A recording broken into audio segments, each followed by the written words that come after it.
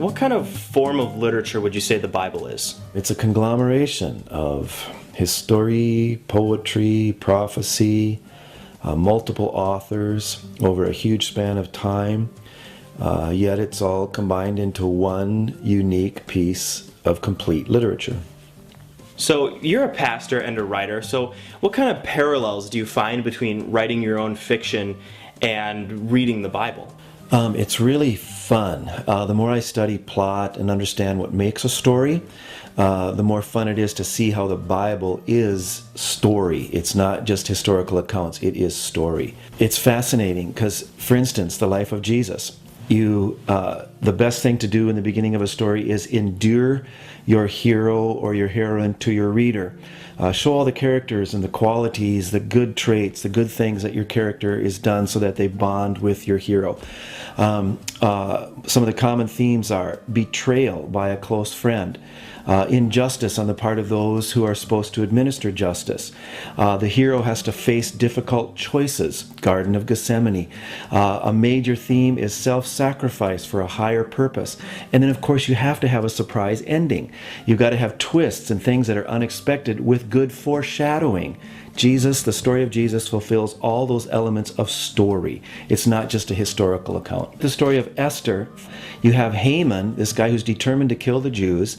He hates the character Mordecai, which is Esther's uncle. But yet Mordecai does something that wins the king's favor. The king invites Haman in, says, to whom or what should the king do to whomever he wants to honor? Haman thinks it's him for himself, and so he says, all these things, run in front of the chariot and have him wear these robes and all the stuff that he would want done for himself. Turns out it's for his arch enemy, Mordecai, and he has to be the one declaring, make way for the person that the king is honoring. And then Haman builds these gallows in which to kill Mordecai, and those are the very gallows on which he hangs. So how exactly does being a writer influence how you interpret and read the Bible? The more I've come to understand plot and structure, and as I'm just been reading through the book of Samuel, it starts with Hannah. She doesn't have any children, and she's scorned for that, so she goes to the temple. She's praying to God just in her heart, and so Eli, the priest, sees her lips moving. The one who's supposed to be helping her ends up accusing her of being drunk and being a wayward woman, and it's the opposite. She's praying to God that she would have a child. That child grows up, and then she ends up having to give that child over to Eli, that very same one, and he lives there in the temple.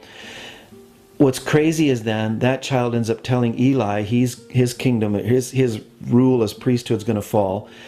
It leads to the story of Saul, who doesn't want to be a king at all, but when Saul eventually becomes king, he doesn't want to give up the kingdom, and he tries to kill David, who then is supposed to be the king. But as you read through all these, you see incredible elements of story. For instance, Saul tries to kill David. David runs home. David is married to Saul's daughter. Saul's daughter is caught between making hard choices because when the men come to get David, she put an idol on the bed and made it look like he was sick and said, David's sick. So they go back to Saul. Saul says, go get him, kill him anyway. So they come back and they find the idol under the bed, and they say to Micah, Saul's daughter, they say, why did you hide him there? And she then lies and says, well, he made me do this, or he would kill me. Anyway, there's so many elements of story going on. It's phenomenal. It's amazing. So what would you say is the biggest thing that you kind of never really found in the Bible before you started studying story structure and the Bible? Just not appreciating how it's not just historical accounts. God has put it together to where it is story. Not only the individual stories that make up the individual books, but the whole book is one story. In the book of Genesis, there is a tree mentioned called the tree of life. You will not see that tree mentioned anywhere else throughout the whole Bible until you get to the very last chapter in Revelation, where it then says, now whosoever can come and eat of the tree of life. And you begin to see that there is beginning and there is ending. The Bible is a complete story made up of very unique individual stories, which also happen to be historical accounts showing us these things. The coolest thing about the Bible, it's not just a piece of literature.